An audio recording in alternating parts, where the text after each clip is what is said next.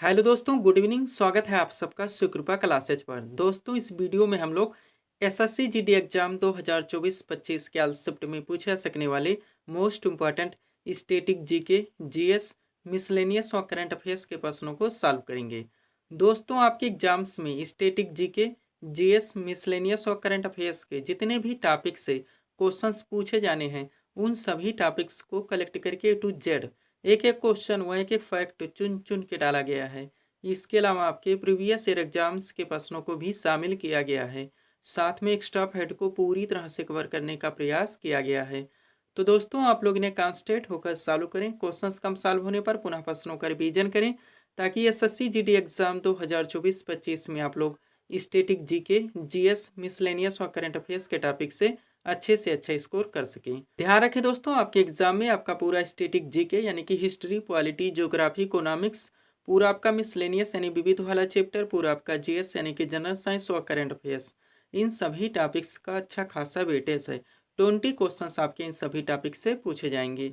तो चलिए दोस्तों, ज़्यादा समय न लेते हुए हम लोग इन सभी मोस्ट इम्पॉर्टेंट प्रश्नों को सॉल्व करना शुरू करते हैं। दोस्तों, क्वेश्चंस को स्टार्ट करेंगे हम लोग जीके के टॉपिक से। पहला क्वेश्चन है हमारा, अस्पृश्यता का अंत भारतीय संविधान के किस अनुच्छेद में वर्णित है? करेक्ट आंसर होगा अनुच्छेद 17 में। जीके का पहला क्वेश्चन दोस्तों हमारा किस टॉपिक से लग गया है? मूल अधिकार से यानी कि फंडामेंटल राइट से, जो कि आपका सुपर टॉपिक है। आपके एग्जाम के हर शिफ्ट में दोस्तों इस टॉपिक से क्वेश्चंस देखने को मिलेंगे। तो मूल अधिकार यानी कि फंडामेंटल टॉपिक से रिलेटेड जितने भी क्वेश्चंस, जितने भी फैक्ट व कंटेंट निकलते हैं, सबको ए टू जेड पूरी तरह से कंप्लीट करके सीट आपके सामने लगा दी गई है। अगर इस सीट को आप लोग अच्छे से प्रिपेयर करके चलते हैं, तो इस टॉपिक से रिलेटेड कोई भी क्वेश्चंस आपके एग्जाम में किसी भी फॉर्मेट या ट्रेंड में पूछे जाते हैं, न क्वेश्चन आपसे मिस होंगे और ना ही एग्जाम में आपको तुक्का लगाना पड़ेगा। तो चलिए दोस्तों, इस सुपर टॉपिक्स को हम लोग पूरी तरह से कंप्लीट करना शुरू करते हैं। क्वेश्चन था हमारा, अस्पृश्यता का अंत भारतीय संविधान के किस अनुच्छेद में वर्णित है? करेक्ट आंसर होगा अनुच्छेद 17 में। अब चलिए दोस्तों, इस सीट को थोड़ा सा अपने सामने करते हैं। देखिएगा, इंपॉर्टेंट पॉइंट्स के जरिए इस टॉपिक को हर ट्रेंड से ए टू जेड पूरी तरह से कंप्लीट किया गया है। पहला पॉइंट है हमारा, भारतीय संविधान में मूल अधिकारों का वर्णन संविधान के अनुच्छेद 12 से 35 तक है, जो कि संविधान का भाग 3 है। नेक्स्ट, प्रारंभ में मूल अधिकारों की संख्या 7 थी, लेकिन 44वें संविधान संशोधन 1978 के द्वारा संपत्ति के अधिकार को मूल अधिकार से हटाकर एक विधिक अधिकार यानी कि एक कानूनी अधिकार बना दिया गया और अनुच्छेद 300 का में जोड़ दिया गया। तब से वर्तमान में टोटल मूल अधिकारों की संख्या 6 है। दोस्तों, हम आपको बताना चाहेंगे, हमारे एक एक सेंटेंस से, एक एक कॉन्सेप्ट से बहुत सारे क्वेश्चंस, बहुत सारे फैक्ट निकलते हैं, जो कि आपके एग्जाम में कंटिन्यू पूछे जाते हैं। यही वजह दोस्तों, हम अपने वीडियोस में आपको ऑप्शन यानी कि विकल्प से कभी नहीं पढ़ाते, क्योंकि विकल्प से सारी चीज़ें आपकी एक साथ कभी कंप्लीट नहीं हो सकती, केवल कन्फ्यूजन क्रिएट होता है दोस्तों, और टाइम टेकिंग हो जाता है। अब चलिए दोस्तों, सबसे पहले आप लोग उन 6 मूल अधिकारों को आर्टिकल के साथ पूरी तरह से कंप्लीट करेंगे, जहां से आपके एग्जाम्स में डायरेक्टली क्वेश्चंस बनते हैं। सबसे पहले दोस्तों, समानता का अधिकार, जिसका प्रावधान भारतीय संविधान के अनुच्छेद 14 से लेकर 18 तक है। दूसरा आपका स्वतंत्रता का अधिकार, जिसका प्रावधान भारतीय संविधान के अनुच्छेद 19 से लेकर 22 तक है। तीसरा आपका शोषण के विरुद्ध अधिकार, जिसका प्रावधान भारतीय संविधान के अनुच्छेद 23 से लेकर 24 तक है। चौथा है दोस्तों आपका धार्मिक स्वतंत्रता का अधिकार, जिसका प्रावधान भारतीय संविधान के अनुच्छेद 25 से लेकर 28 तक है। पांचवा है आपका संस्कृति एवं शिक्षा संबंधी अधिकार, जिसका प्रावधान भारतीय संविधान के अनुच्छेद 29 से लेकर 30 तक है। और छठा है दोस्तों आपका संवैधानिक उपचारों का अधिकार, जिसका प्रावधान भारतीय संविधान के अनुच्छेद 32 में है। सब कुछ ए टू जेड आपको पूरी तरह से कंप्लीट करके चलने हैं। अब आगे बढ़ेंगे दोस्तों आप लोग, चूंकि आपका सुपर टॉपिक है दोस्तों, हर आर्टिकल से यहाँ से आपके एग्जाम्स में क्वेश्चंस बनते हैं और कंटिन्यू रिपीट होते हैं, तो इनको आप लोग पूरी तरह से कंप्लीट करेंगे। देखिएगा, पॉइंट नंबर 1 है हमारा, विधि के समक्ष समानता का अधिकार संविधान के किस अनुच्छेद में है? करेक्ट आंसर होगा अनुच्छेद 14 में। नेक्स्ट, अनुच्छेद 15 का संबंध किससे? दोस्तों ध्यान दीजिएगा, कभी कभी क्या होता है दोस्तों, आपके क्वेश्चन में कॉन्सेप्ट दिए जाते हैं और आपके ऑप्शन यानी कि विकल्प में आर्टिकल दिए जाते हैं, आपको आंसर करने होते हैं। जैसे कि पॉइंट नंबर 1 है हमारा, लेकिन कभी कभी दोस्तों क्वेश्चन के ट्रेंड को चेंज कर दिया जाता है। आपके क्वेश्चन में डायरेक्ट आर्टिकल रख दिए जाते हैं, वो आपके ऑप्शन यानी कि विकल्प में कॉन्सेप्ट दे दिए जाते हैं, आपको आंसर करने होते हैं। तो हर ट्रेंड से दोस्तों आप लोग क्वेश्चंस को पूरी तरह से प्रिपेयर करने का प्रयास करें। चलिए शुरू करते हैं। अनुच्छेद 15 का संबंध किससे दोस्तों? तो इसमें धर्म, मूलवंश, जात, लिंग व जन्म स्थान का प्रतिषेध किया गया है। नेक्स्ट, अनुच्छेद 16 की बात की जाए दोस्तों, तो इसमें लोक नियोजन के विषयों में अवसर की समानता का प्रावधान किया गया है, या आप कह सकते हैं कि सरकारी पद प्राप्ति के समान अवसर का प्रावधान किया गया है। नेक्स्ट, अनुच्छेद 17 की बात की जाए तो इसमें अस्पृश्यता के अंत का प्रावधान किया गया है, और अनुच्छेद 18 में दोस्तों उपाधियों के अंत का प्रावधान किया गया है। अनुच्छेद 19 की बात की जाए तो इसमें विचार एवं अभिव्यक्ति की स्वतंत्रता का प्रावधान किया गया है। वह अनुच्छेद 20 में दोस्तों अपराधों के लिए दो सिद्धि के संबंध में संरक्षण का प्रावधान किया गया है। पूरी तरह से आप प्रिपेयर करके चलेंगे, एक एक क्वेश्चन की कीमत आप लोग जानते हैं। दोस्तों हम आपको बताना चाहेंगे जो भी टॉपिक समय द्वारा जहाँ पे उठा लिए जाते हैं उनको वहीं पे क्रम से A to Z पूरी तरह से कंप्लीट कर दिया जाता है। इसके लिए दोस्तों मुझे कितने भी बुक्स से मटेरियल का कलेक्शन क्यों ना करना पड़े। आगे बढ़ेंगे, अनुच्छेद 21 की बात की जाए दोस्तों तो इसमें प्राण और दैहिक स्वतंत्रता के संरक्षण का प्रावधान किया गया है, और अनुच्छेद 21 का आपका मोस्ट इंपोर्टेंट रहेगा जिसमें 6 से 14 वर्ष तक के सभी बच्चों को अनिवार्य और निःशुल्क शिक्षा का प्रावधान किया गया है। अनुच्छेद 23 की बात की जाए तो इसमें दोस्तों मानव दुर्व्यापार एवं बलात्श्रम का परिच्छेद किया गया है, और अनुच्छेद 24 में दोस्तों कारखानों आदि में बालकों के नियोजन का परिच्छेद किया गया है। अनुच्छेद 29 की बात की जाए तो इसमें अल्पसंख्यक वर्गों के हितों के संरक्षण का प्रावधान किया गया है, और अनुच्छेद 32 में दोस्तों संवैधानिक उपचारों के अधिकारों का प्रावधान किया गया है। हर फैक्ट हर कंटेंट को आप लोग पूरी तरह से प्रिपेयर करके चलेंगे। आगे बढ़िएगा दोस्तों, एक इंपॉर्टेंट नोट आप लोग क्लियर करेंगे ताकि ये टॉपिक आपका अच्छे से कंप्लीट हो सके। देखिएगा दोस्तों, मोस्ट इंपॉर्टेंट नोट है हमारा 44वें संवैधानिक संशोधन 1978 ने स्पष्ट किया कि राष्ट्रपति द्वारा राष्ट्रीय आपातकाल के दौरान अनुच्छेद 20 जिसमें प्रावधान किया गया है अपराधों के लिए दो सिद्धि के संबंध में संरक्षण, और अनुच्छेद 21 जिसमें प्रावधान किया गया है जीवन और व्यक्तिगत स्वतंत्रता की सुरक्षा को निलंबित नहीं किया सकता। डायरेक्टली आपके एग्जाम्स में क्वेश्चंस बनते हैं दोस्तों, वो कौन कौन से हमारे राइट्स हैं या आर्टिकल हैं, अनुच्छेद है दोस्तों जो कि आपातकाल के दौरान भी नष्ट नहीं होते, खत्म नहीं होते, समाप्त नहीं होते, तो अनुच्छेद 20 और 21 से ध्यान रखेंगे। लास्ट पॉइंट है इस टॉपिक का आपका भारतीय संविधान में वर्णित मूल अधिकार यूएसए के संविधान से लिया गया है। पूरी तरह से आप प्रिपेयर होके चलने हैं। इस टॉपिक को दोस्तों आप लोगों को यहाँ तक पूरी तरह से कंप्लीट रखने हैं। सब्सक्राइब करें आप हमारी स्टडी चैनल शिवकृपा क्लासेज को इसी तरह के वीडियोस के लिए। आगे बढ़ेंगे दोस्तों, थोड़ा सा पीडीएफ के बारे में बात होगी, पुनः हम लोग अगले टॉपिक्स को पूरी तरह से कंप्लीट करेंगे। देखिएगा दोस्तों, एसएससी ऑल एग्जाम्स और रेलवे ऑल एग्जाम्स का ऑल इन वन नया वर्जन दोस्तों ये कंबाइंड पीडीएफ हमारे द्वारा पूरी तरह से कंप्लीट किया गया है। कारण है दोस्तों, आप लोग जानते हैं कि आपके एसएससी और रेलवे में बहुत सारी वैकेंसी लग चुकी हैं। कई वैकेंसीज का दोस्तों आपका एग्जाम डेट भी लग चुका है और एग्जाम करवाए भी जा रहे हैं। तो हम चाहते हैं दोस्तों एसएससी और रेलवे के विभिन्न एग्जाम्स के लिए आपको अलग अलग से पीडीएफ लेने की आवश्यकता न पड़े, इसलिए इसे डिटेल में पूरी तरह से कंप्लीट किया गया है। इसमें दोस्तों आपका पूरा साइंस का भी स्पेशल पीडीएफ आएगा, यानी कि फिजिक्स, केमिस्ट्री, बायो का पूरा आपका स्टैटिक जीके यानी हिस्ट्री, पॉलिटी, जियोग्राफी, इकोनॉमिक्स, पूरा आपका मिसलेनियस यानी विविध का भी स्पेशल पीडीएफ आएगा, और पूरा करंट अफेयर्स का भी स्पेशल पीडीएफ आएगा। इस पीडीएफ को बनाने में दोस्तों आपके एसएससी और रेलवे के विभिन्न एग्जाम्स के प्रीवियस ईयर एग्जाम्स के क्वेश्चंस को भी पूरी तरह से एनालाइज किया गया है। वो वहाँ से भी दोस्तों मोस्ट वन क्वेश्चंस को कलेक्ट किया गया है। इसके अलावा दोस्तों आपके क्वेश्चंस के वेटेज को, उनके लेवल को व उनके टेंट को भी पूरी तरह से ध्यान में रखा गया है। वैकेंसीज की बात की जाए दोस्तों तो आप लोग जानते हैं बहुत सारी है। एसएससी सीजीएल टी1 आपका समाप्त हो चुका है। टेटू की तैयारी हम 2025 आ रहा है। जेडी आपकी लगी हुई है, आप लोग जानते हैं। आरपीएफ कांस्टेबल एग्जाम 2024 भी है। LP technician, NTPC, group D, ऐसे दोस्तों आपकी बहुत सारी वैकेंसी लगी हुई हैं। इनमें से किसी भी वैकेंसीज में अच्छी फाइट के लिए आप इस पीडीएफ को परचेज कर सकते हैं। मात्र 100 रुपीज़ इसकी पेड फीस रखी गई। व्हाट्सअप नंबर आप लोगों के सामने है जहां पर आप जुड़कर पीडीएफ ले सकते हैं। बढ़ेंगे दोस्तों हम लोग अगले टॉपिक्स की ओर। अगला क्वेश्चन दोस्तों हमारे सामने है, देखेंगे किस टॉपिक से रखा गया। क्वेश्चन है हमारा, भारतीय संविधान में वर्णित समवर्ती सूची की प्रेरणा किस देश के संविधान से ली गई है। करेक्ट आंसर होगा ऑस्ट्रेलिया के संविधान से। क्वेश्चन का टॉपिक क्या है दोस्तों हमारा, भारतीय संविधान के विदेशी स्रोत। आप लोग जानते हैं दोस्तों डाकली आपके एग्जाम से क्वेश्चंस बनते हैं कि मूल अधिकार किस देश के संविधान से लिया गया, मूल कर्तव्य कहाँ से लिए गए, राज्य के नीति निर्देशक तत्व कहाँ से लिए गए, संविधान संशोधन प्रक्रिया कहाँ से ली गई, एकल नागरिकता कहाँ से ली गई। तो जितने भी हो सकते हैं सबको पूरी तरह से कंप्लीट करके स्मार्ट स्ट्रेटजी के जरिए दोस्तों ये सीट आपके सामने लगा दी गई है। अगर इस सीट को आप लोग अच्छे से प्रिपेयर करके चलते हैं तो इस टॉपिक से रिलेटेड कोई भी क्वेश्चंस आपके एग्जाम में पूछे जाते हैं, क्वेश्चन आपसे मिस नहीं हो सकते। तो चलिए दोस्तों इस सुपर टॉपिक्स को हम लोग पूरी तरह से कंप्लीट करना शुरू करते हैं। क्वेश्चन था हमारा, भारतीय संविधान में वर्णित समवर्ती सूची की प्रेरणा किस देश के संविधान से ली गई है। करेक्ट आंसर होगा ऑस्ट्रेलिया के संविधान से। क्वेश्चन का टॉपिक है हमारा भारतीय संविधान के विदेशी स्रोत। स्टार्ट करते हैं दोस्तों हम लोग ब्रिटेन के संविधान से। देखिएगा तो इसमें सबसे पहले संसदीय शासन पद्धति मोस्ट इंपॉर्टेंट, विधि का शासन, मंत्रिमंडलीय प्रणाली, एकल नागरिकता आपका सुपर रहेगा ही, हजारों बार पूछा गया है, द्विसंघीय प्रणाली, विधायी प्रक्रिया और संसदीय विशेषाधिकार व परमाधिकार लेख, इतने उपबंध या प्रावधान दोस्तों ब्रिटेन के संविधान से ले गए। पूरी तरह से प्रिपेयर रहेंगे। यही कारण दोस्तों हम अपने वीडियोस में ऑप्शन से आपको नहीं पढ़ाते। आगे बढ़ेंगे दोस्तों, अमेरिका के संविधान से देखेंगे कि हमारे देश के संविधान में क्या क्या लिया गया है। तो देश का विचार, न्यायिक पुनर्विलोकन आपका सुपर रहेगा, न्यायपालिका की स्वतंत्रता, मूल अधिकार भी आपका सुपर रहेगा, उपराष्ट्रपति का पद, राष्ट्रपति पर महाभियोग और उच्चतम न्यायालय तथा उच्च न्यायालय के न्यायाधीशों के हटाए जाने को उपबंध, ये प्रावधान दोस्तों अमेरिका के संविधान से लिए गए हैं। पूरी तरह से आप कंप्लीट रखेंगे। आगे बढ़ेंगे दोस्तों, अगला आपका क्या है, आयरलैंड के संविधान से देखेंगे दोस्तों कि हमारे देश के संविधान में क्या क्या लिया गया है।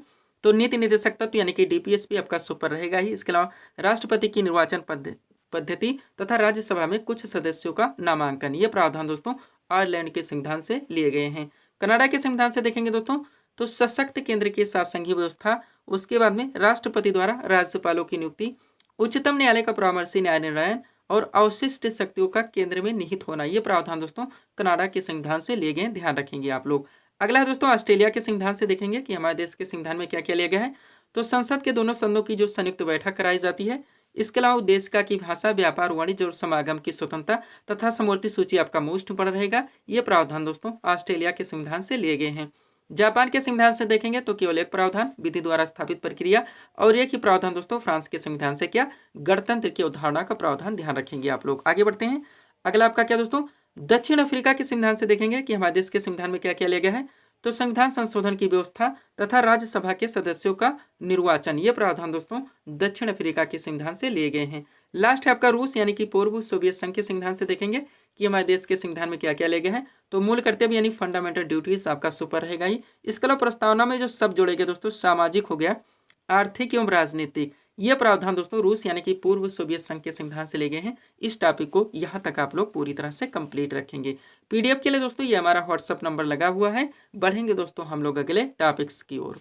अगला क्वेश्चन दोस्तों हमारे सामने है, देखेंगे किस टॉपिक से रखा गया। क्वेश्चन है हमारा, राज्य के नीति निदेशक तत्व यानी कि डीपीएसपी का वर्णन संविधान के किस भाग में है। करेक्ट आंसर होगा भाग 4 में। जीके का अगला क्वेश्चन दोस्तों आपका किस टॉपिक से लग गया है, राज्य के नीति निदेशक तत्व यानी कि डीपीएसपी से। आपका सुपर टॉपिक है दोस्तों, कंटिन्यू आपके एग्जाम्स में इस टॉपिक से क्वेश्चंस देखने को मिलेंगे। तो सब कुछ पूरी तरह से कंप्लीट करके सीट आपके सामने लगी हुई है, अच्छे से आप लोग प्रिपेयर करके चलेंगे। चलिए शुरू करते हैं हम लोग। क्वेश्चन था हमारा, राज्य के नीति निदेशक तत्व यानी कि डीपीएसपी का वर्णन संविधान के किस भाग में है। करेक्ट आंसर होगा भाग 4 में। अब चलिए दोस्तों इस सीट को थोड़ा सा अपने सामने करते हैं। देखिएगा इंपॉर्टेंट पॉइंट्स के जरिए इस टॉपिक को A to Z पूरी तरह से कंप्लीट किया गया है। पहला पॉइंट है आपका, राज्य के नीति निदेशक तत्व यानी कि डीपीएसपी का वर्णन भारतीय संविधान के अनुच्छेद 36 से लेकर 51 तक है, जो कि संविधान का भाग 4 है, ध्यान रखेंगे। नेक्स्ट, राज्य के नीति निदेशक तत्व जनतांत्रिक संवैधानिक विकास के नवीनतम तत्व हैं, जिनका उद्देश्य जन कल्याणकारी राज्य की स्थापना करना है, ध्यान रखेंगे आप लोग। अब आगे बढ़ते हैं दोस्तों, इस टॉपिक से रिलेटेड जितने भी आपके एग्जाम्स में आर्टिकल से क्वेश्चंस बनते हैं दोस्तों पूरी तरह से आप कंप्लीट करेंगे। देखिएगा पॉइंट हमारा, राज्य के नीति निदेशक तत्व के महत्वपूर्ण अनुच्छेद व प्रावधान इस प्रकार है। चलिए शुरू करते हैं। बात की जाए दोस्तों अनुच्छेद 40 की, तो इसमें ग्राम पंचायत की स्थापना का प्रावधान किया गया, ध्यान रखेंगे दोनों टेंस से। दोस्तों कभी कभी आपके क्वेश्चन में हम आपको बता चुके हैं कि आर्टिकल दिया जाता है, ऑप्शन में कॉन्सेप्ट दिए जाते हैं, और कभी कभी दोस्तों आपके क्वेश्चन में ही कॉन्सेप्ट दे दिया जाता है और आपके दोस्तों ऑप्शन में आर्टिकल दिए जाते हैं। जैसे कि इस क्वेश्चन को आप लोग पलट दीजिए, कैसे, ग्राम पंचायत की स्थापना का प्रावधान भारतीय संविधान के किस अनुच्छेद में वर्णित है। तो अनुच्छेद 40 में, ध्यान रखेंगे आप लोग। आगे बढ़ते हैं, अनुच्छेद 44 की बात की जाए दोस्तों, तो इसमें नागरिकों के लिए एक समान सिविल संहिता यानी कि यूसीसी का प्रावधान किया गया है। अनुच्छेद 48 का की बात की जाए तो इसमें पर्यावरण का संरक्षण और संवर्धन एवं वन तथा वन्य जीवों की रक्षा का प्रावधान किया गया है। अनुच्छेद 50 की बात की जाए दोस्तों, तो इसमें कार्यपालिका से न्यायपालिका के पृथककरण का प्रावधान किया गया है। और अनुच्छेद 51 में दोस्तों अंतर्राष्ट्रीय शांति और सुरक्षा की वृद्धि का प्रावधान किया गया है, ध्यान रखेंगे आप लोग। एक इंपॉर्टेंट नोट देखिए ताकि ये टॉपिक आपका कंप्लीट हो सके। दोस्तों भारतीय संविधान में वर्णित नीति निदेशक तत्वों की प्रेरणा आयरलैंड के संविधान से ली गई है। इस टॉपिक को आप लोग पूरी तरह से कंप्लीट रखेंगे। सब कुछ आपके पीडीएफ में पूरी तरह से मेंशन है, वो हर टॉपिक्स दोस्तों हमारे द्वारा पूरी तरह से कंप्लीट करके आपके पीडीएफ में ऐड कर दिए गए हैं, जहां जहां से आपके एग्जाम्स में क्वेश्चंस बनने हैं। तो दोस्तों पीडीएफ के लिए हमारा व्हाट्सअप नंबर लगा हुआ है। बढ़ेंगे दोस्तों हम लोग अगले टॉपिक्स की ओर। जीके का अगला क्वेश्चन दोस्तों हमारे सामने है, देखेंगे किस टॉपिक से रखा गया। क्वेश्चन है हमारा, देवधर ट्रॉफी किस खेल से संबंधित है। करेक्ट आंसर होगा क्रिकेट से। क्वेश्चन का टॉपिक क्या है दोस्तों हमारा, महत्वपूर्ण जितनी भी दोस्तों कप एवं ट्रॉफियां हैं डाकली आपके एग्जाम से क्वेश्चंस बनते हैं कि ये किस खेल से संबंधित हैं। दोस्तों आगा खा कप हो गया, आपका ध्यानचंद ट्रॉफी हो गया, संतोष ट्रॉफी हो गया, डूरंड कप हो गया, रोवर्स कप हो गया, डीसीएम ट्रॉफी हो गया। तो जितने भी हो सकते हैं सबको पूरी तरह से कंप्लीट करके सीट आपके सामने लगा दी गई है। अच्छे से आप लोग प्रिपेयर करके चलेंगे। चलिए शुरू करते हैं हम लोग। क्वेश्चन था हमारा, देवधर ट्रॉफी किस खेल से संबंधित है। करेक्ट आंसर होगा क्रिकेट से। क्वेश्चन का टॉपिक है हमारा प्रमुख राष्ट्रीय कप एवं ट्रॉफियां। चलिए दोस्तों इस सीट को थोड़ा सा अपने सामने करते हैं। देखिएगा अभी एक तरफ इसमें विभिन्न खेलों के नाम दिए गए हैं, दूसरी तरफ दोस्तों उनसे रिलेटेड संबंधित यानी कि कप एवं ट्रॉफियों के नाम दिए गए हैं। बात की जाए दोस्तों हॉकी की, तो इससे रिलेटेड आप लोग कप एवं ट्रॉफियां देखेंगे।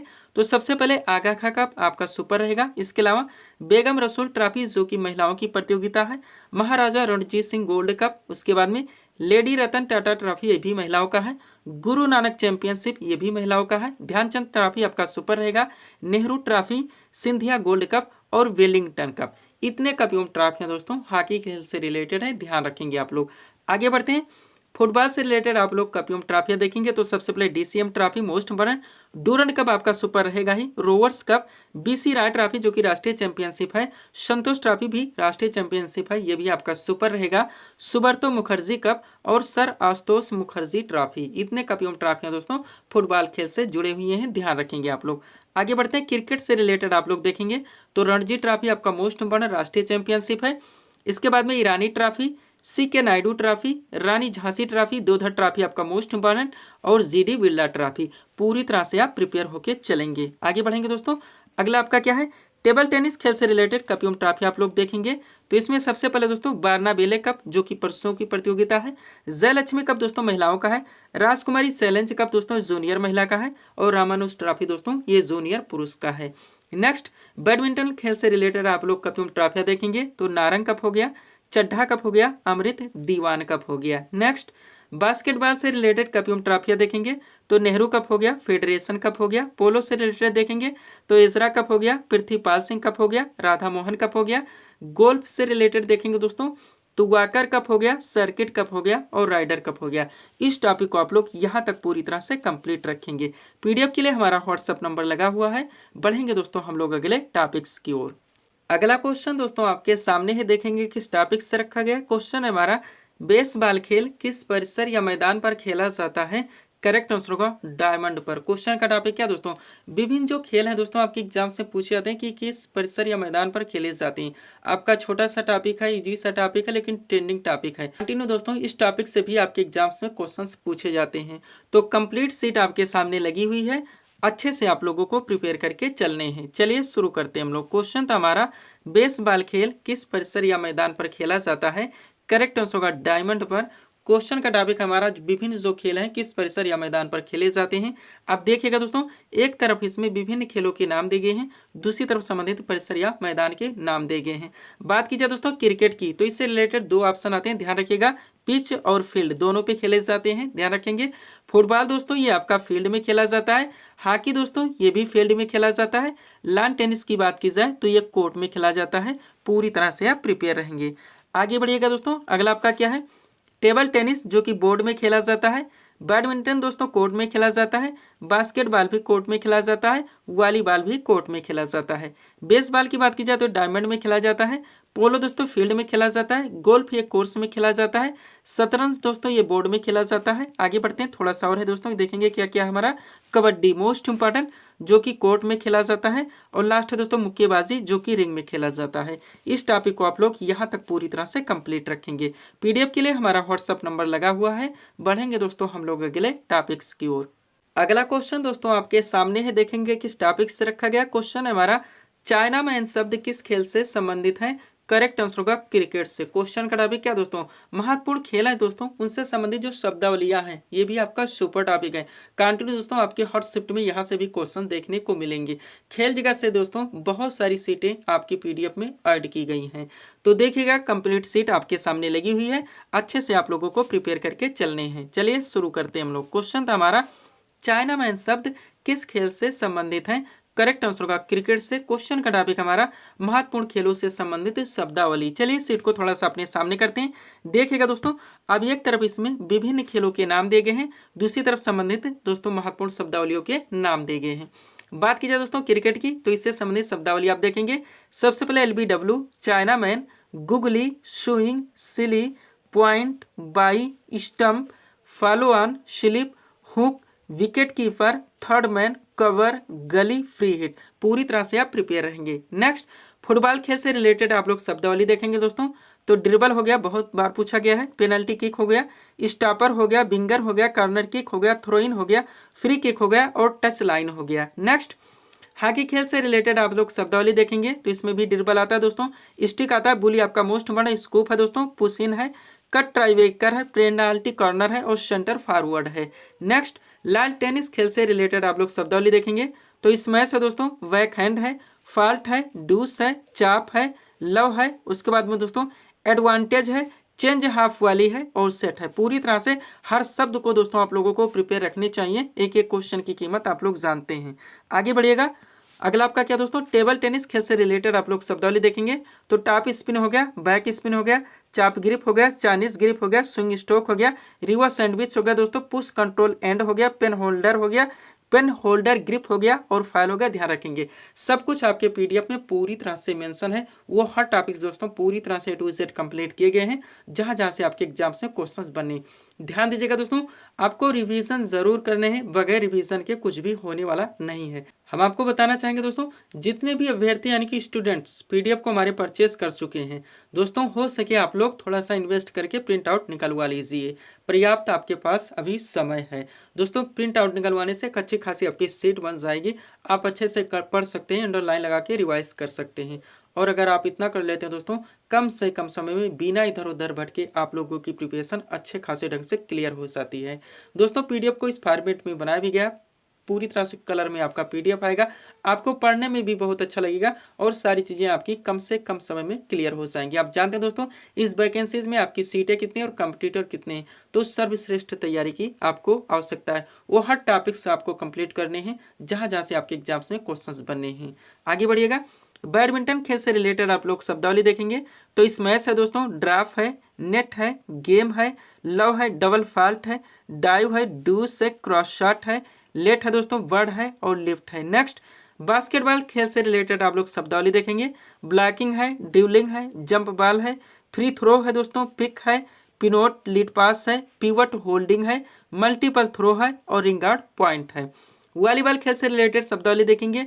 तो वॉली दोस्तों डिग पास है, बूस्टर है, हुक है, सर्लो है, फ्लोटर है, स्विच है, एरियल है, रोटेशन है। नेक्स्ट, बेसबॉल खेल से रिलेटेड शब्दावली देखेंगे। तो पिचर है, होम है, बेस है, पुट आउट है, कैचर है, हिटर है, होमस है दोस्तों, इसके बीच प्ले है, बॉटम है, बुलपेन है, फ्लाई बॉल है और रन डाउन है। पूरी तरह से दोस्तों आपको प्रिपेयर होकर चलने हैं। चलिए आगे बढ़िएगा, थोड़े से और रह गए हैं।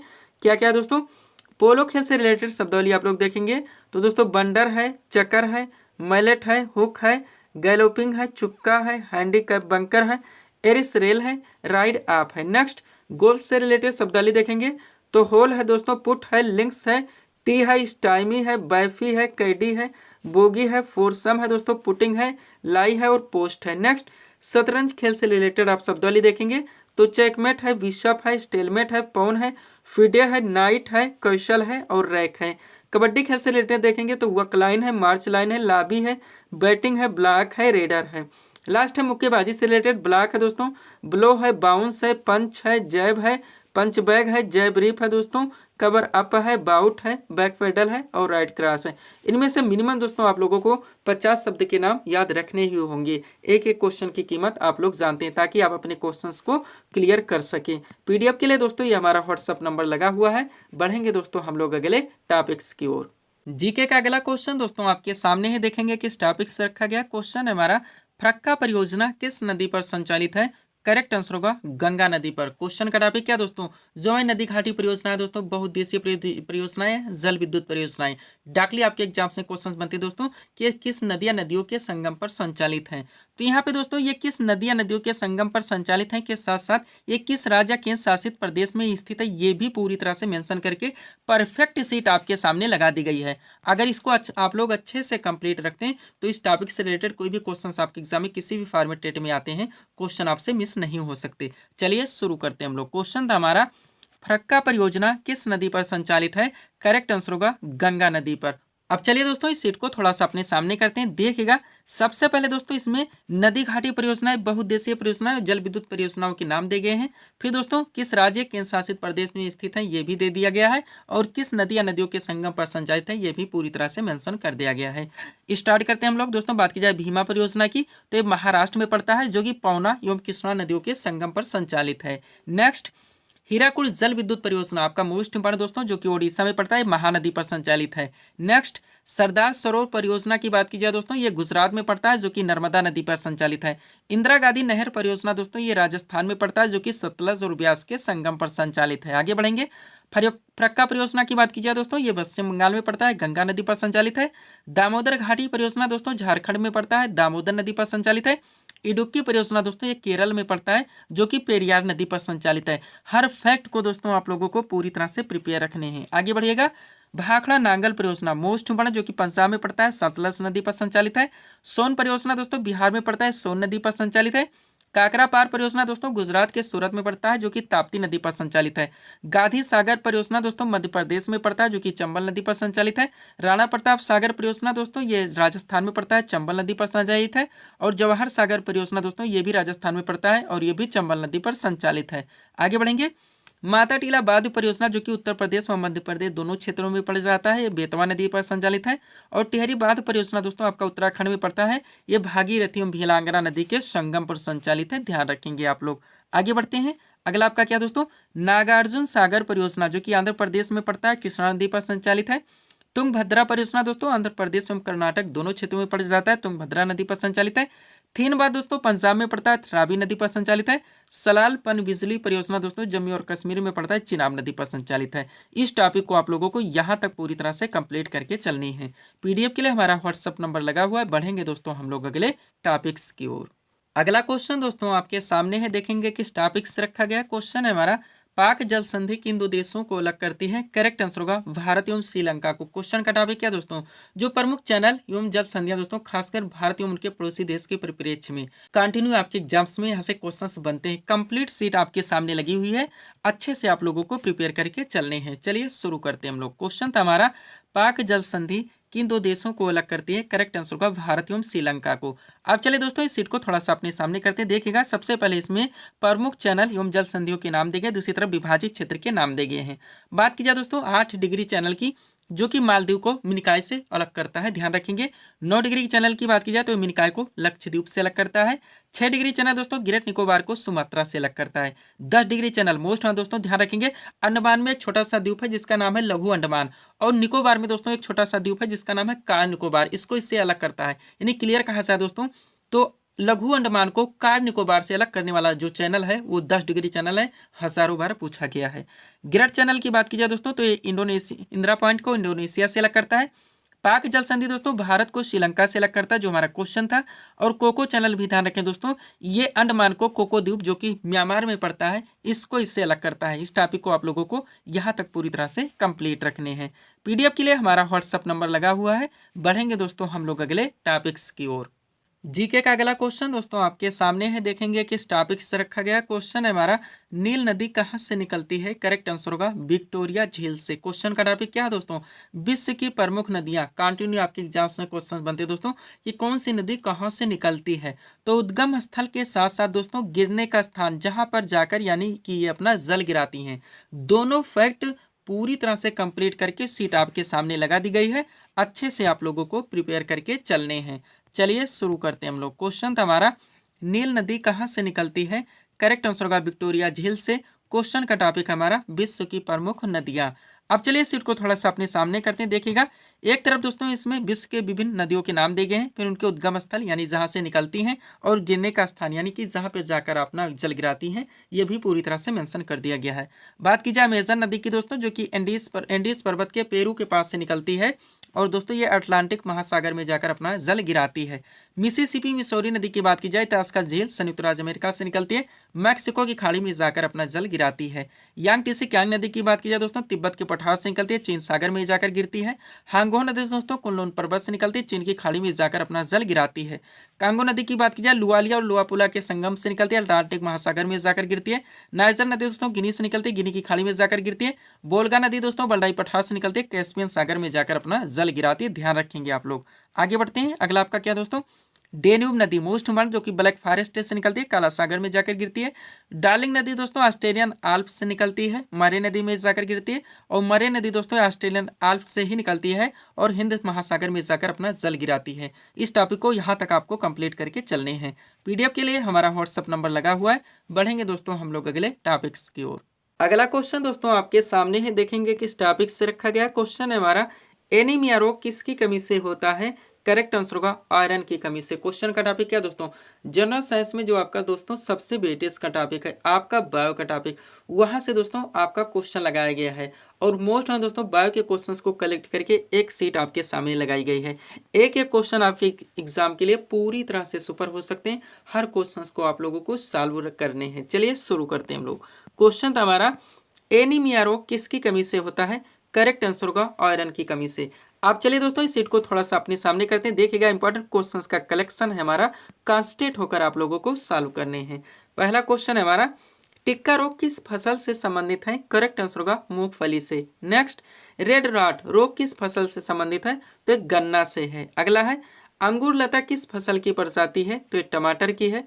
और कुफरी चमत्कार किस फसल की प्रमुख प्रजाति है? तो ये आलू की है। नेक्स्ट, भारत में सबसे ज्यादा उत्पादन किस फसल का होता है? तो धान का होता है। भारत में धान की सबसे अधिक खेती किस राज्य में होती है? पश्चिम बंगाल में।